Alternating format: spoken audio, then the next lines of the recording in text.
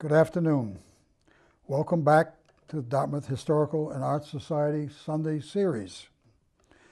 Today we have a panel of local veteran researchers who are going to help us learn more about a difficult and deep subject, the proprietors' land records of Old Dartmouth. And we have 6 people who will be speaking. They will include in sequence Sally Aldrich, who did a special paper as a student at UMass Dartmouth on the Dartmouth proprietors and is the local expert on this subject. And then Dan Sosha, who is the webmaster at the Dartmouth Historical and Art Society. And then will be Richard Gifford, a local researcher and student of history. And then will be Marion Royale, one of the members of the board of Dartmouth Historical Society. Then will be Don Plant, another member of our board and a member of the Massachusetts Society of Genealogists. And finally, I'll be talking about a typical old deed that exemplifies many of the features of the proprietors' records that we're trying to learn more about. So to begin, I'm going to turn the podium over to Sally Aldrich. I'm going to give an overview of the Old Dartmouth proprietors' records. My discussion today is about white English people ignoring Native Americans, their legitimate land claims, and the 1652 Indian deed to William Bradford. When I say Dartmouth, I mean the lands of Westport, Dartmouth, New Bedford, Acushnet, and Fairhaven, which constituted Old Dartmouth until 1787. How was Dartmouth different from other New England towns? First slide. There was no governmental grant to a group of settlers to build a new community with church, village green, houses, and farmland. Instead, in 1652, the Dartmouth Propriety was formed, and the whole tract of land constituting Dartmouth was held by a group of oldcomers who had come to Plymouth before 1627. Except for 1 or 2, none of them moved here. For those 36 people holding a total of 34 shares in the propriety, it was money in the bank. They eventually sold those shares to others who came mostly from the Newport direction. The earliest homesteads date to about 1660. How was the Dartmouth propriety different from the town of Dartmouth, chartered in 1664? The propriety owned all of the land. You didn't have to own land to live in the town or vote on town matters. Both entities kept totally separate records. To own land, you bought a share, or part of one, from an original shareholder or from someone who had already done that. That made you a proprietor. What are proprietors' records? What concerned James Congdon in 1867? The propriety kept its records at the clerk's house. In 1725, Thomas Hathaway held that position. His house burned down, and with it all of the records. What we have today is a partial reconstruction of records for the 75 years before the fire, 1660 to 1725, and for the 75 years after the fire, from 1726 to roughly 1800. James Congdon in 1867 was commissioned by the Massachusetts legislature to make sense of the records. There were 5 books in dilapidated condition. One was the Book of Proprietors' Corporate Meetings, which were held to vote the land divisions and conduct their mundane business. Congdon didn't see the need to transcribe that book, but I did, and I gave my copy to this organization, Dartmouth HAS. Congdon did preserve the other 4 books, and they record the various landowners describing their claims, giving land descriptions, acreage, when they got it, from whom they got it, and who the original oldcomer shareholder was. The records before 1725 are not in chronological order because of the fire and the necessary reconstruction. How did the propriety work? The Dartmouth propriety held title to one big undivided tract. Its shareholders had a proportionate share in common with all the other shareholders in this land. The propriety was a corporation separate from its shareholders. It posted notice of a meeting, a warrant, got a quorum, had a moderator to conduct the meeting, had a clerk to record the proceedings, followed an agenda, passed votes by majority or voted them down. It appointed agents to take care of business matters and committees for specific purposes, such as working with surveyors. The land the propriety owned produced no income, and the propriety had no power to tax until 1753. After the 1730s, it got into great debt, and that caused immense problems in later years. What did the propriety vote on? Divisions of land. There were three categories: upland, where you had your homestead farm; meadow, which had salt or fresh hay for your cattle; and cedar swamp, which gave you a cash crop for shingles and fences. There were 5 upland divisions: 200 acres by 1660, plus 400 in 1682, plus 200 in 1694, consolidated in 1710 into the 800-acre division. 400 more added in 1713, and 300 by 1730.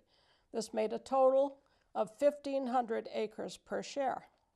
There was one meadow division, saltwater and freshwater marshes, beaches, and perhaps small islands, of 36 acres per share by 1680. There was one cedar swamp division of 16 acres per share by 1713. Appointment of surveyors. The propriety appointed Benjamin Crane, an impartial out-of-towner, who toiled as surveyor from 1710 until 1721, followed by Benjamin Hammond from 1723 to 1741. Thankfully, all of the field notes were safely in Rochester in 1725. Samuel Smith served from 1767 until 1793, when the propriety was winding up. What adjustments were made in the land divisions? The term "qualified by the sample" meant that the land laid out in each division, except Cedar Swamp, was measured against the sample for quality, and the quantity of acreage was adjusted for mean, rocky, boggy land, etc. The sample for the 800-acre consolidated division of upland was Abraham Tucker's homestead.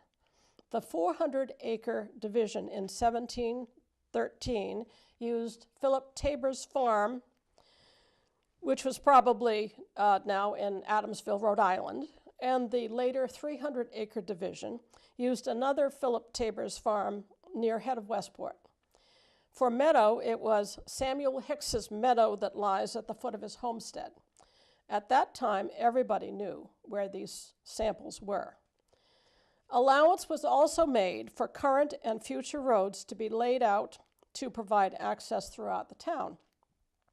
There was full agreement between the town, which provided highway surveyors, and the propriety on the need for roads, but they had to work out some disagreements about where to put them. In 1722, the propriety surrendered their roads to the town. The mill share. In 1684, George Badcock and Henry Tucker built a mill at Smith Mills in exchange for a share of the propriety.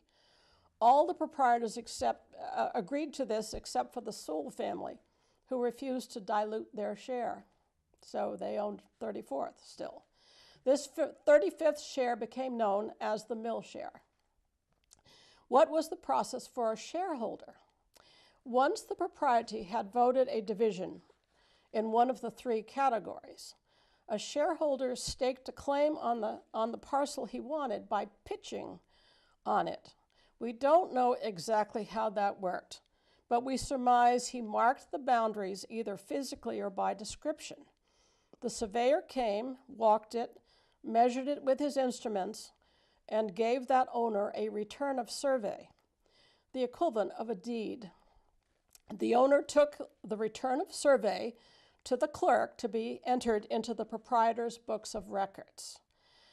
It had the current owner's name, a date, a description of the land, which division was being claimed, and from whose original share the claim derived.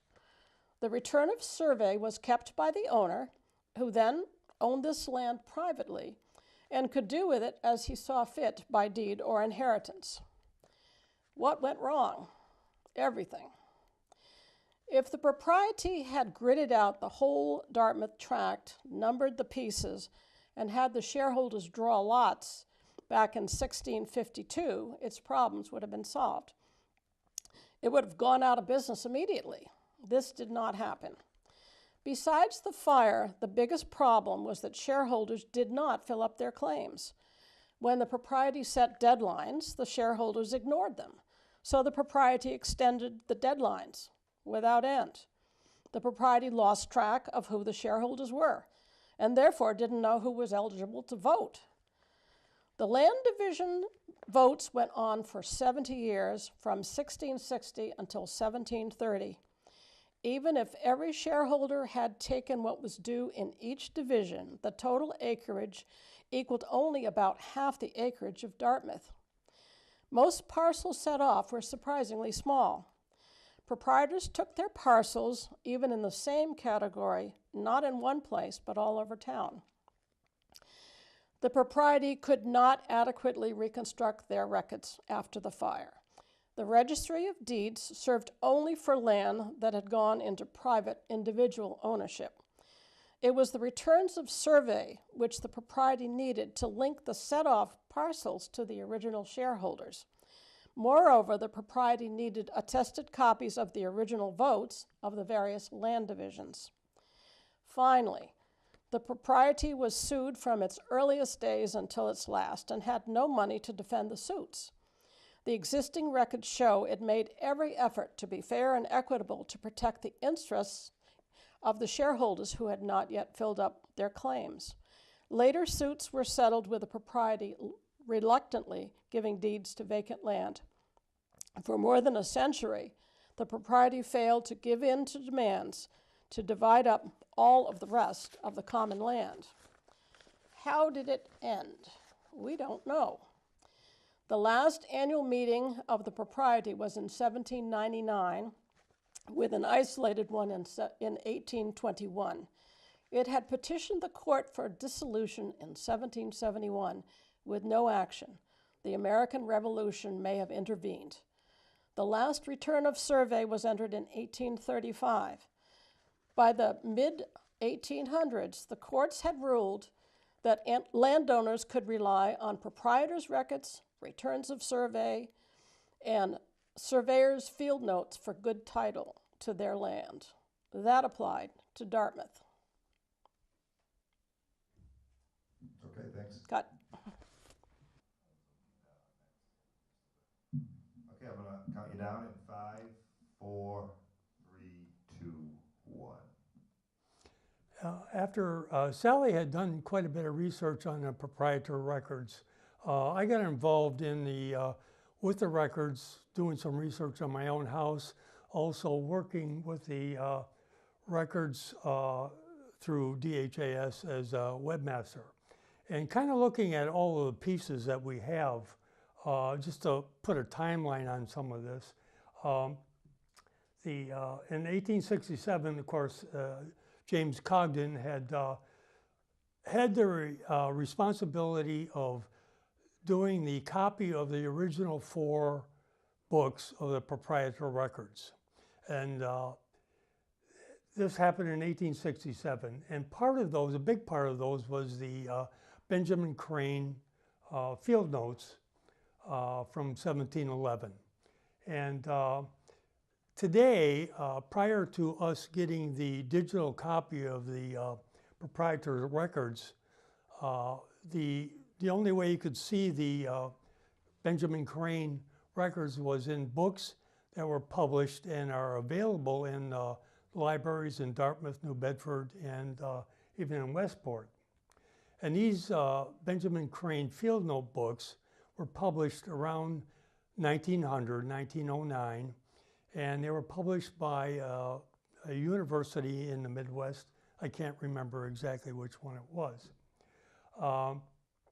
But if you look at the books that were published with the field notes, those books were indicated that the information in those books were taken from the proprietor records.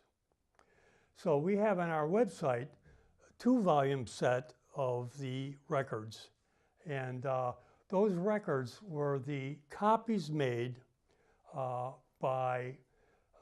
with the effort of James Cogden in 1867. Next slide. In the very last page of the 2-volume set, you will see a statement here by Daniel Leonard, who now has completed the copying of the 4 original proprietor records sets. And he did this in accordance with the Act of the General Council in the Commonwealth, and verified that this is the official copy in 2-volume set of the original 4 books. Next slide, please. On our website, what we've put on now is the Cogden letter that Sally has actually translated so that we can, and typed in it so we can actually read it. Some of the information on the meetings, on some of the problems that the proprietors had in reduplicating these records. And then we have the actual records themselves. Bob? One of the things, as Sally mentioned, the proprietor records in 2 volumes are over 1,000 pages. And there is no index to those. So we decided that the value of that information was so important that we decided to do to create an index. And so a first line index was created. And on our website, we now have, excuse me, the introduction to the index. And because as I created the index, having gone through it one time, there are certainly errors in the index, I'm sure. And I've also put on a correction form, so if any user is looking at the index, sees an error, they can very easily submit a form, and I will get that form and be able to update and correct the underlying database which I've created for the index. And the indexes that we have online are now in 2 volumes, Volume A and Volume B. And since they are very large documents, I broke them into about 100-page files, so they are sorted down. And then we have the index to each of these, index for A and index for Volume B. Both of these volumes, or I should say each of these volumes, start with page 1. So they both needed separate indexes. Bob?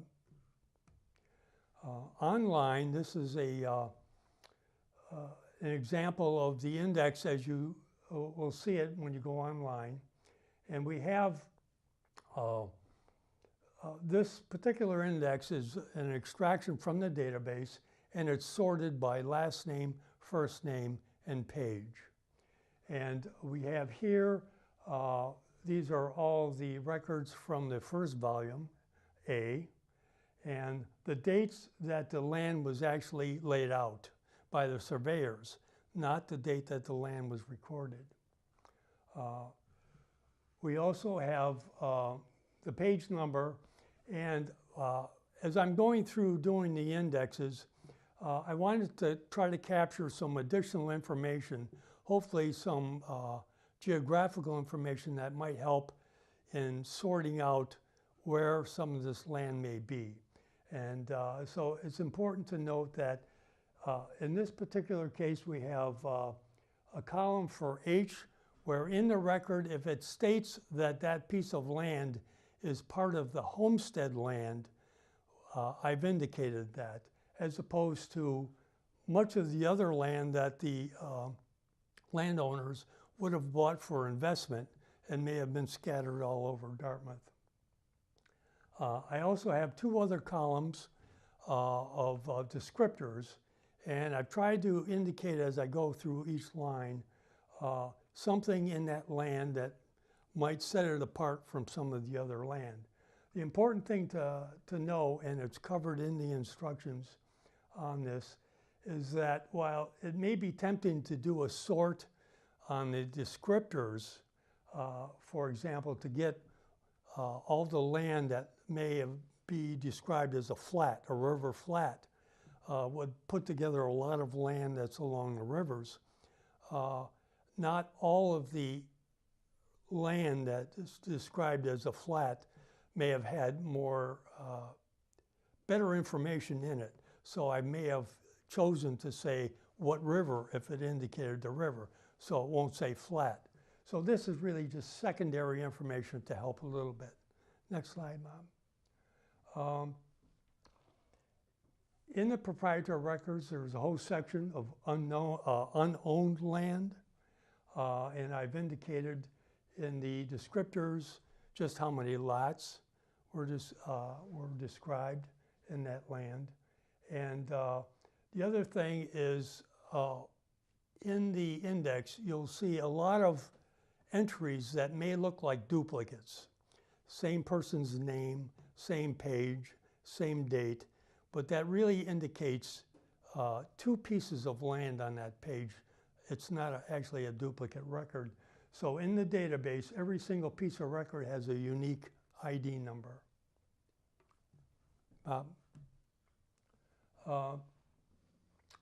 Oh, if you can go back one, Bob, please. Yeah. In addition to the unknown land, there's a section of a few pages where I just have various notes. Bob, next slide. The notes themselves are, for example, write a deed. I think these notes were notes of themselves. You know, write a deed for Jonathan Ricketson, write a bond. Indication here, John Tripp hasn't, or Thomas Cornell hasn't yet to lay out his land, that sort of thing. So these are not indexed. Next. This is a picture of the actual database itself.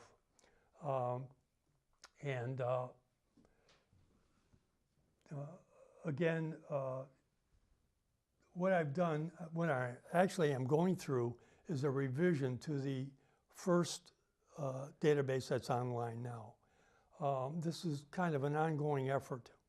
So as I'm going through the second time, I'm doing more focused, and I'm focusing on adding information and clarifying information, primarily on homestead lands. So in the far right-hand side, you'll see in red, I'm now going through identifying all of the lands in these records where it refers to somebody's land being adjacent to it, that's their homestead land. This information is what's really needed to help, if you will, create a very rudimentary map of Dartmouth in the early days, if you can identify homesteads and then adjoining homestead lands. Next slide. In this particular case, what I did is I did a sort in the index on homesteads. And I put all the records together that are indicated as homesteads. And you'll see some of these are in red because as I'm going through it the second time, I'm focusing on one thing. I'm focusing on the word homestead in the records. As I'm doing that, it becomes easy when the first time through, because you're trying to find a lot of information. This time through, I'm going through focusing on homesteads. And as I'm going through it, I'm finding that I missed a lot of homesteads the first time through. When I issue this revision, it'll be on the website as a revision. And all the additions and changes and corrections will be in red. So if you're using the index now and a revision comes out, you'll be able to see what changes are made. Bob? Good afternoon. I'm going to talk a little bit about following families, if you have a genealogical interest, and starting with some of the proprietors' records.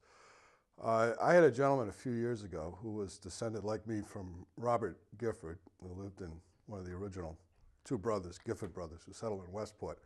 He had just retired. As I recall, he lived out in Indiana or something like that. And he said, well, I'm going to make it a project. I'm going to follow all of these land records through the Gifford family, and I'm going to outline where they all were in Westport and define the boundaries. And I said, well, homesteads? I says, no, all the property. I said, well, three things are going to happen. Number one, you're going to have to start right away. Number two, you're going to have to devote full time to a task that big. And number three, you're going to have to be reincarnated, and in your next life, start working on those deeds while you're still in the crib. Because don't be overly ambitious. Just I would settle for a homestead. That's going to prove to be hard enough, I think. But of one piece of assistance you can have, if you're looking, say, let's take Peleg Slocum, for example. So you're descended from Peleg, and you want to know where his homestead is. The first place I would start is the Worth maps. It's maps that were compiled by Henry Worth, who was an attorney in New Bedford around the turn of the last century. These maps, I don't believe they are available online, but if you go, the Westport Library has them, the Whaley Museum Library has them. If you ask around, you'd be able to find these maps, and they're of enormous assistance. What Worth did was take the field notes of Crane and turn them into maps overlaying. I've seen a map that covers just about all of Westport, certainly most of western Dartmouth and southern Dartmouth is covered by these maps. And those are, first of all, it's an incredible achievement. I don't know how on earth he managed to do it based on the information he had. I certainly could never have come close to doing anything like that. But somehow he managed it. And you'll find on there a number of homesteads that are indicated on the map, and among them will be Peleg Slocum's. Now, if you were to take the Slocum homestead as an example and say, well, what do you do from there? It's a huge, you'll find on that map, that same map, I think the Peleg Slocum homestead is like 845 acres or something like that. It's a huge piece of property. I probably should have used an example, a smaller piece of property. For those who may have seen our coffee symposium in September, David Cole and I did some research on and Betty Slade, on the coffee properties along Drift Road in Westport. And that was in the Crane days, in these days of the 1600s, early 1700s, was sole property. And we came up with a set of maps showing where the coffee properties were. And if you remember those maps, we used essentially modern assessor's maps. And you have these long lines that are very uncharacteristic of most modern assessor's maps. And those showed where the old divisions on the Worth maps and the Crane surveys were. And you can find this if you look on the websites. There's MapGeo, M-A-P-G-E-O. They have one for Westport and they have one for Dartmouth and perhaps other towns. And you look for these long, unbroken lines, could be east, west, or north, south. Very often they are indicators of an original property line that dates way, way back to the beginnings, well, until the early proprietors' times. Very often I found in the sole properties, which later became Coffey, Wayner properties, that you can still find stone walls that mark those boundaries. But at least by pursuing it that way, you'll have kind of a general idea of where some of these properties are located. And if you can get kind of an overlay onto a modern map geotype assessor's map, sometimes you can get a very precise indication of where an original homestead was. An example of that, James Tripp in Westport, who, with his brother Joseph next door and their nephew Benjamin, who was just to the west of them, all the Tripps of Westport are going to be descended from. And James Tripp, you can actually find the four corners of his homestead. Joseph Tripp was just to the north. He lived where Nokachoke Orchards is now, was the eastern part of it. And they both bordered to Main Road on the west-hand side. And their nephew, Benjamin, lived at the corner of Main and Shalati White Road. That's where his homestead was. So sometimes you can get these precise measurements. To take it from there, you have to go into the land records and see, you know, how the property was conveyed. Was it divided? Was it split up? And here you're going to get into some of the more finer points. And very often you're going to come to a point you say, well, there seems to be a break in the chain of title. I can't really follow it forward. I don't know what happened to the property. And more often than not, the problem there is that the property has been conveyed through probate. And back in those days, there was no such thing as a certificate, a probate certificate filed on the land records, a certificate of devise, which in modern practice is placed on the land records to designate when someone dies, when the property is transferred from A's estate to B. And sometimes it may go on in a family property 3 or 4 generations where you really can't follow the deeds. There are no deeds. The deed may come where, you know, the great-grandson sells the property. And if you're lucky, maybe he will say, well, this property was originally owned by my great-grandfather. Maybe he won't. More often he won't. But you'll manage all right with that. For once you get into the 1790 and begin the census, I would follow that. You'll know your ancestor's name by then, and can look at get an idea of whether, you know, he and his neighbors in that census conforms to your understanding of how the properties were arranged. The 1790 census is sequential, so it'll show someone's neighbors. Unfortunately, most of the subsequent ones, until you get to 1850, were not. Once you get to the 1840s, you have another very good resource, which is the maps, which you can find on the Dartmouth Historical and Art Society website.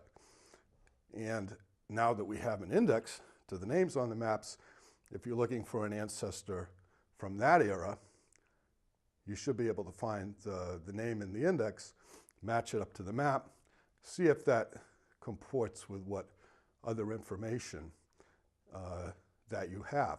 You might check it, for example, if you have an ancestor who was alive in 1850, and you say, well, I think this is a house that I'm interested in on this property.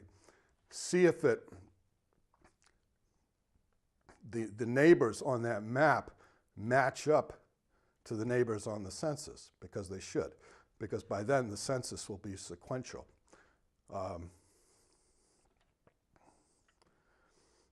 For precise measurements of the early homesteads, it may be pretty difficult to find. One odd point of Crane to keep in mind, which befuddled the early surveyors, and which is mentioned in the introduction to Crane's field notes, Crane did not use a standard rod. A standard rod, of course, is 16.5 feet. Crane used a rod that's 17.2 feet. And so the surveyors for a long time thought that he wasn't much of a surveyor, that perhaps when he got to the end of a chain, that, not wanting to cheat anybody, that he kind of tacked on another couple of steps, kind of like a baker's dozen, and other such fictions, until it dawned on somebody that, well, that doesn't explain how all the pieces still match up. So eventually they figured it out. But nowhere in Creighton's field notes does he mention the length of one of his rods. And it's only by looking at known distances, like measuring certain stone walls, that we can calculate today how long the crane rod was, only by deduction. He'd done prior surveys in, I think it was around Taunton somewhere, and he used a yet different, I think an 18-foot rod up in those surveys. So those varied quite a bit from the standard too. So it can be, if you're looking for an ancestor's homestead from back in the Proprietors' days, you can get a fairly good idea of where it was. It may not be precise, but if you're willing to put in the work, you'll get a pretty good idea of where it is. Thank you. I'm doing a timeline of ownership of some of the plots in Russell's Mills Village. And next slide. Okay, I'll say the timeline. You can do the next slide. Okay, back in the Proprietors' records, John Russell's homestead was on the west side of the Pascomanset River, and that was surveyed in September of 1711.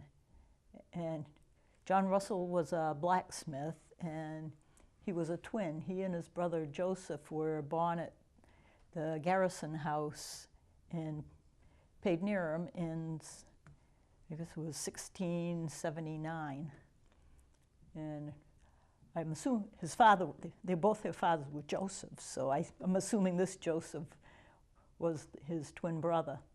And he had a mill on the east side of the Pascomanset River, which was surveyed in January of 1710-11. And most of the land around it was undivided. Next. Okay, here's a map, so you can see where the Pascomanset River is over there.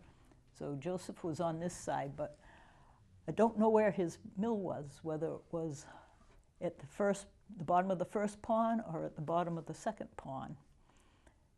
And John Russell's land was on the west side, and you can see like a little pie wedge there. That's where his home was, by the road, by Russell's Mills Road. Okay, next slide. Now, John Russell left his land to his son Daniel, and Daniel left his land to Giles. In the meantime, Daniel sold some land and bought some land, and Giles did the same thing. So go back a bit. Okay, Giles sold his Russell's Mills land to Benjamin Howland III in 1784. And can go to the next one. And when he sold it, the land, he said everything but where the Ricketsons lived. So the lot that I have circled is where the Ricketsons lived, and Giles sold the land to Susanna, who was the mother, in 1793. And in March, she sold it to her son Joseph, and then he leased the land back to her. But in 1794, I guess they couldn't pay, and it was forfeited to Caleb Howland. And in 1800, Caleb Howland sold it to a Benjamin Wilcox. And next. And then you can see how the land went. One sold it to another, and it seems Allen Howland was kind of the money guy, I guess, because he was giving people mortgages. In 1836, Oliver H. Seabury bought the land, and he had a store there. I found a newspaper ad where he was selling somebody or another's elixir, which procured all kinds of things. So then in 1862, Oliver Seabury sold it to Captain William Allen, and he was the one that put up the current house that's there now. And this was right across the street from Duval's store. Okay, and the other plot of land is the one where John Russell's homestead is. And his homestead was about over here. The house is still there. So, but Benjamin Howland sold it in 92 to Cornelius Toby, who was a physician. That's 100 acres of the land. Because before that, the land came all the way down over here and up that way. And then Dr. Toby sold it to Joshua Howland in 94. In the 90s is when they started selling off all these pieces of land, breaking them down into smaller lots. And so in 95, Joshua Howland sold the piece of land where the John Russell's house is to John Hull. And it was 9 acres. And the land started at the corner, at the road, at the corner of Packard's land. It went up to a cherry tree. And they went back to the road and north to an apple tree and then over to the cherry tree. So it was pretty hard trying to figure out where this piece of land was. So let's see, John Hull died in 1809, and it became his estate. His wife lived there for the rest of her life, and his son, John Hull, sold a section of his land to this Joseph Estes, and then I've found out when he was selling the land to Alan Sisson, it said that Joseph Estes was his guardian because John Hull was a spendthrift. So I guess somebody in the family protested and sequestered all his land so he couldn't sell it, just get rid of it all.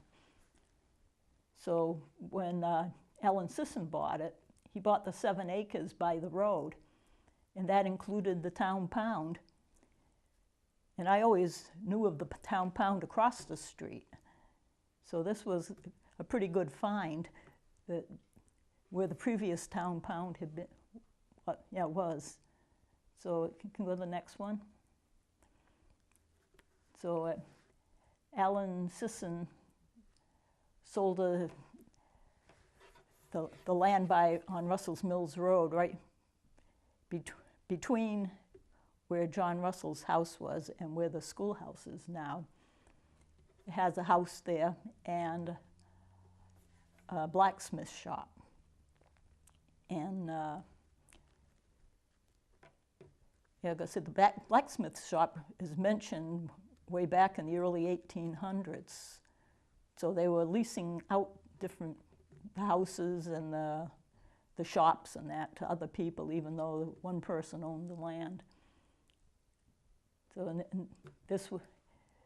at this point in time in the 40s, they started dividing the land up and selling it to other people. So this is where, who owned the land until 1855. The next slide. And this is the 1856 map with all the people. So you got the blacksmith shop, wood, and Sisson over here. And that land went up to here and back down. And that is it. Good afternoon. My talk today is going to be on the early settlers, not so much the settlers, but the first proprietors that purchased land that was to become called Dartmouth. at the time. If you could put up the first one. Okay, this is a transcribed version of the original deed. When Bradford was governor, as it points out here, the deed was appointed to be recorded in 1654, but it was actually put together in November 29th, 1652. And without reading through it all, you can read it there. One of the interesting items that I found in the middle of that is where it says that they wanted to remove all the Indians within a year from the date hereof that do live in the said tract. Well, as history shows, this never happened. Many of the Indians didn't know what was going on, so they continued to live in the area. Before this was called Dartmouth, it was called Kushner, Pontigansett, and Coxet. And all through that time period, that's how the settlers referred to this area. Was never mentioned Dartmouth. It wasn't even part of the vernacular at the time. They just, these were the areas of land that they were settling. At the bottom, we can see the people who represented the Pilgrims or the English that settled here that wanted the piece of land. We have Jonathan Shaw, and he was the son of John Shaw, which was one of the purchasers. And then we have a Samuel Reddy, and I have not found enough information on who he was. I'm not able to trace him. We also have John Winslow, and he's the brother of Ed Winslow, who came over on the boat Fortune. So he was not a Mayflower passenger. John Cook, however, was a Mayflower passenger, and he is the only person who came over on the Mayflower and actually settled in what became the part of Kushner, or eventually Dartmouth. He was a very important individual in developing this territory. Next copy, please. Okay, here's a record of deeds, Plymouth Colony, and this is where you can find it in the book, second, page 107. I'll just let you read that as it shows up here, and it's pretty understandable. It kind of spells everything out. You'll notice that a lot of the spellings of the three areas have changed quite a bit depending on how they were transcribed at the end, so that it was pretty clear on where they wanted to go with this. All right, the next one, please. Okay, here are the original proprietor shareholders who actually purchased the land from the Indians. What we have here is, I know that I have 10 ancestors who are listed over here, but what I want to talk about primarily is John Cook, and his father was Francis Cook. They both came over, the father Francis and the son John, he was just a boy at the time. They each had one whole share. You can see that one, the two of them are right there. Now John Cook and his father each had one full share. John married Sarah Warren, and she was the daughter of Mistress Elizabeth Warren, who had one full share. And you'll find her, can't quite find out where she is, but there were 3 women who were actually shareholders in all of this, and 2 of them were my ancestors. So what we have is John Cook not only had, it's all in the family here, we had 3 full shares between John, Francis, and Elizabeth Warren. So that's quite a bit of land, you know, 3/34 of the piece of land that they had of all of what became Dartmouth. In later years, John Cook was given 15 additional acres. Not sure how that came about, but eventually, he apparently, there's some writings that he owned 3 full shares, and he distributed a lot of those in his will. So I'd like to read a little excerpt that I found on how he did this, because a lot of the lands back in that time were sold, not sold, but given away as wills. In the last will and testament of John Cook in the town of Dartmouth and county of Bristol, I, being weak of body but sound of in perfect memory, have disposed of my estate which God hath been pleased to bestow upon me in manner following. That is to say, in the first place, I give to my son-in-law, Arthur Hathaway, and his wife Sarah, my daughter, all my land in the point at or near the burying place in Dartmouth. See, now at this point, this has taken place about the 1690s before he died. Place in Dartmouth, the which I bought of John Russell. Now this is John Russell Sr. versus what Marion was talking about, John Russell Jr. To them their heirs and assigns forever.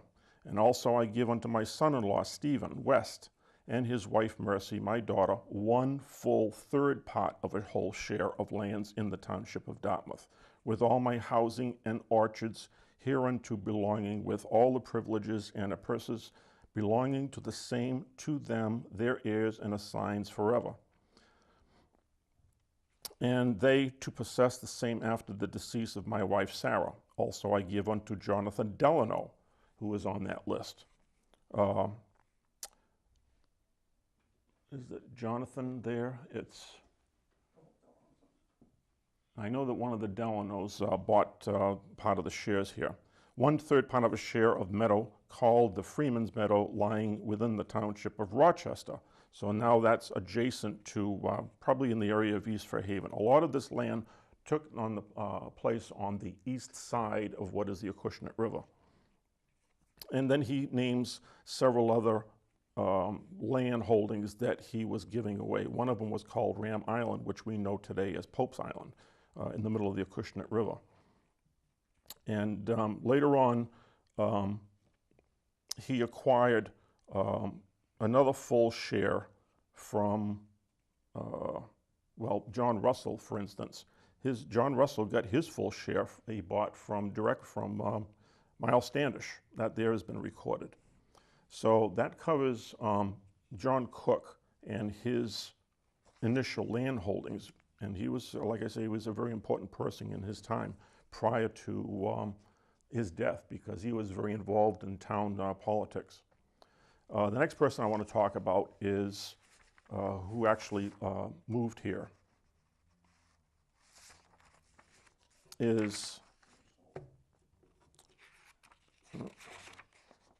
I've got his name here.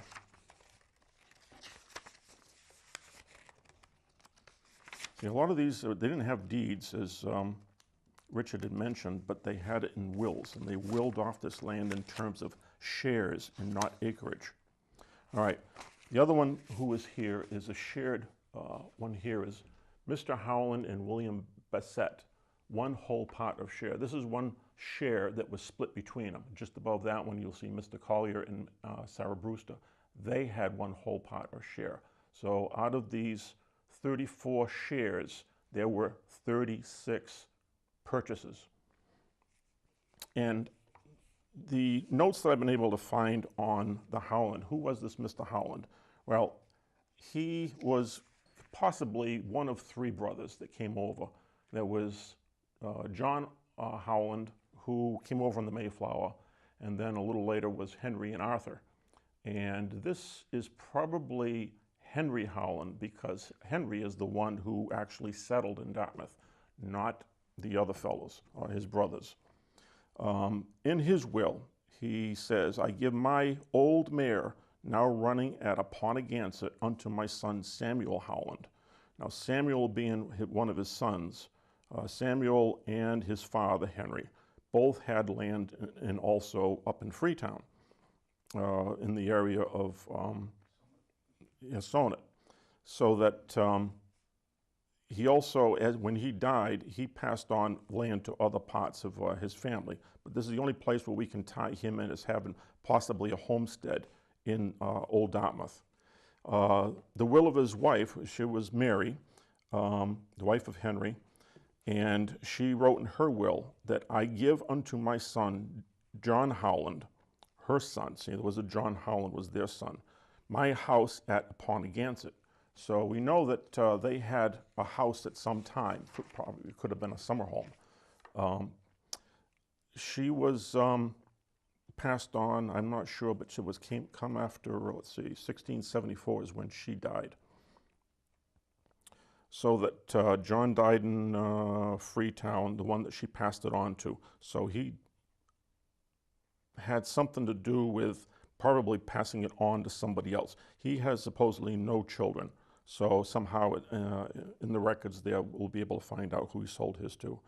The one who was well known, Henry's son, was Zorth, who died in 1676 in the King Philip War. Well, he left a lot of sons and some property behind, but it's through his sons that the explosion of Howlands took place.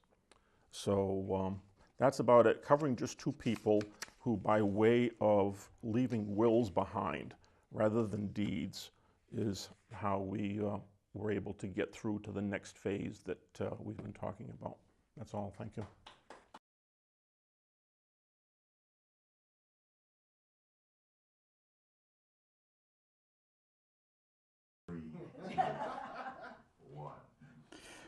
I'm going to be talking about an illustrative deed that hopefully is going to show how some of the terms that we've been learning this afternoon were used in actual deeds. And this is a deed from Nicholas Howland Jr., son of Nicholas, who was a son of Zoth, who was a son of Henry, and how when he disposed of the land he inherited from his father in 1730, he sold 10 lots at one time, 10 tracts of land. These are some of the slides that explain what that deed looked like. That's the top piece of the deed. The typewritten stuff I added for my own purposes, but we eventually transcribed this deed. And next slide, please. This is what illustrates some of the terms that Sally and others today have been talking about. And I'm going to go through it a little bit detailed, but I want you to pay attention to the fact that it's talking about several tracts of land, actually 10 different tracts of land. Several of those tracts were all together in one group right around the Citadel Pond. That was what we know now as the Cummings Place, 1702 Cummings Place. And Nicholas Howland got it from John Cummings, who survived when it was the eldest son of Philip Cummings, who died in prison, as you recall. But the interesting thing here is that they mentioned the different divisions. The first tract is about 72 acres in the 800 division of the land. The second is a lot about 20 acres in the 400 acre division. The third is a lot in another 400 acre. And the fourth is also in the 400 acre. The fifth is likewise in the 400 acre. And the sixth is in the 300 acre division. All those were lying in one body near Cummings Pond, which is now Citadel Pond. Before that was called the Wash Pond, because they washed sheep in it. And then it was bounded by the undivided land. That's what we often call common land, the land that the proprietors own shares of, but no particular person owned it yet. And so I thought this was useful to show that they actually use these terms in the deeds. Next slide, please. And the rest of that slide, not the whole deed, because I didn't want to transcribe the whole thing, it would be a little bit too much. But some of the pieces of land were in other places, not anywhere near the first batch. So these were down near the head of Westport and along the Nokochoke River. And here we also see mentioned the 16-acre division of Cedar Swamp, joining to a lot laid out to Henry Howland. I also would call your attention to the fact that the Yankees were thrifty in the use of words. They used a little sign plus when they, instead of writing A-N-D. And they used that all over this deed, and made it a little easier to translate. When you're trying to read that old handwriting, it's really not very easy. But I did manage to transcribe this. I was doing this at the time when I was tracing all the deeds for the Cummings farm. And we were talking earlier about the original owners and stuff. Originally, I thought that Cummings farm had been owned by John Briggs, who had bought it from Dunham, bought the land from Dunham, one of the original purchasers. But John Briggs bought land that was over on Tucker Road near Allen Street, and that apparently got burned. That's where Cummings lived first. Cummings owned the farm there, and then later on built the farm at the pond, at Cedardale Pond, just before he got slapped in prison for not collecting the taxes.